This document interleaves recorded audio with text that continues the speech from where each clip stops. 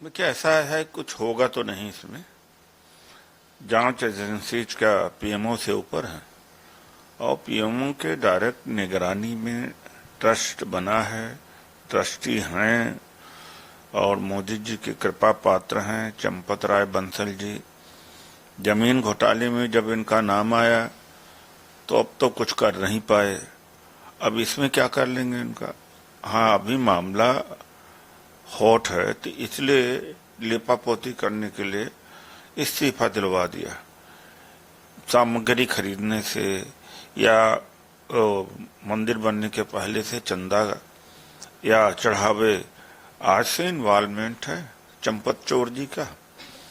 चंपत चोर बहुत दिनों से इन्वॉल्व है, आरएसएस पूरा इन्वॉल्व है इसमें और आरएसएस का सरकार का कंट्रोल है। ये तो कहिए कि इंटरनल डिस्प्यूट था जिसकी वजह से बाहर बात आ गई है। कौन नहीं जानता कि जब राम मंदिर का उद्घाटन के बाद में जो गुजरातियों ने वहां अरबों की सड़क बनाई थी, वो सड़क मतलब पहले पानी में ही बर्बाद हो गई और वहां पर प्रॉपर्टीज के पॉइंट ऑफ व्यू से उसका रियल एस्टेट को प्रमोशन के पॉइंट ऑफ व्यू से सारे एडवर्टीजमेंट हुए।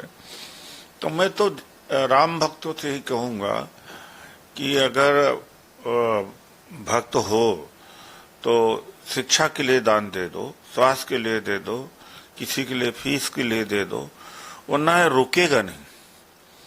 ये जब जमीन घोटाला का कुछ नहीं हुआ तो इस चंदा वाले में क्या हो जाएगा।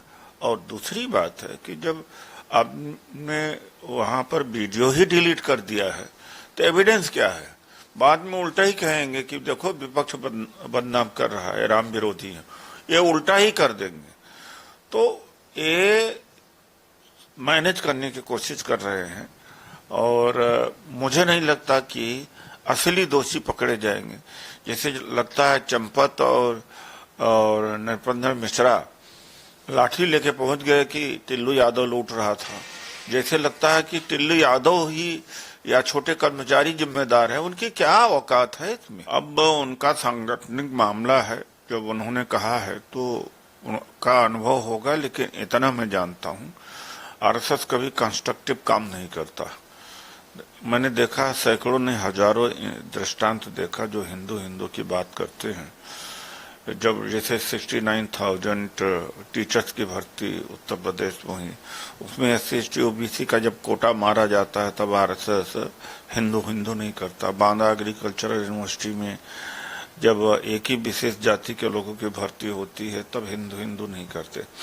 जब दलित उत्पीड़न होता है, उनके साथ छुआछूत होता है, उनकी समस्याओं का जब समय आता है OBC का, तो वो तब नहीं पहुंचते हैं। तो ये संगठन है किस काम का। ये संगठन षड्यंत्रकारी है। मुसलमानों के एरिया में मांस फेंकवाना, फिर हिंदुओं के एरिया में मांस फेंकवाना, झगड़ा लगाना। और न इसका तो कोई, मुझे तो नहीं लगता कि कोई इसका पॉजिटिव कंट्रीब्यूशन है। सारा नेगेटिव कंट्रीब्यूशन है। हर नेगेटिव एक्टिविटीज में, हर दूसरे तीसरे नेगेटिव एक्टिविटी जो है षड्यंत्र है। डायरेक्टली एंड इनडायरेक्टली आरएसएस का ही हाथ होगा। इतने नहीं, 80-90 पेपर लीक हुए हैं। क्या पता सारे पेपर लीक हो रहे हो। जो विवेकानंद फाउंडेशन से लोग जो जुड़े हुए हैं या आरएसएस के बच्चों को एडजस्टमेंट करने के लिए करते हैं, जो डिजर्विंग छात्र हैं, मेहनत करते हैं, परिश्रम करते हैं, तमाम वो लोग नौकरी प्राप्त नहीं कर पा रहे हैं। कई सालों से मैं देख रहा हूं और आश्चर्य होता है कभी कभी जो लोग सिविल सर्विसेज में सेलेक्ट हो गए, तमाम सर्विसेज में, और मुझसे मिलने आते हैं। तो मैं खुद सिविल सर्वेंट रहा हूं तो मैं जानता हूं, सिविल सर्विसेज का एग्जाम दिया हूं कि कैसे कैसे लोग पास हो गए। कुछ अच्छे लोग हैं, बड़े कुशाग्र बुद्धि के हैं, ठीक ठाक हैं, वो नहीं पास हो पा रहे। तो मामला कोई बड़ा है। तो हर चीज चूंकि अभी ओपेक है, अब जो जांच एजेंसी थी वो जांच एजेंसी अपना काम नहीं करके विपक्ष को टारगेट कर रही हैं, मीडिया एक तरफ है, तो फिर आखिर में इनके भ्रष्टाचार को उजागर करे तो करे कौन। केंद्रीय मंत्री हैं भगीरथ चौधरी, ऐसे आरोप लगाए जा रहे हैं कि उन्होंने एक योजना के तहत खुद को ही लाखों रुपए की सब्सिडीज दे दी। 99 lakh. Bhagirath Chaudhary deputy agriculture minister हैं, वो 99 लाख का खीरा खा गए। सुनने में आता है कि उस इतनी सब्सिडी ली, तमाम अधिकारियों की सब्सिडी ली है। तो एक लिस्ट सरकार उजागर करे कि कितने अधिकारी हैं या कितने मिनिस्टर हैं। मेरा ख्याल 400-500 लोगों ने ही सब्सिडी ली है। तो निकलेगा कि कितने लोगों ने सब्सिडी लिया। नहीं, अपना हाथ जगन न था कहने का मतलब, जब एग्रीकल्चर मिनिस्टर हैं और उसी डिपार्टमेंट का, तो कौन लूटने से रोक रहा है।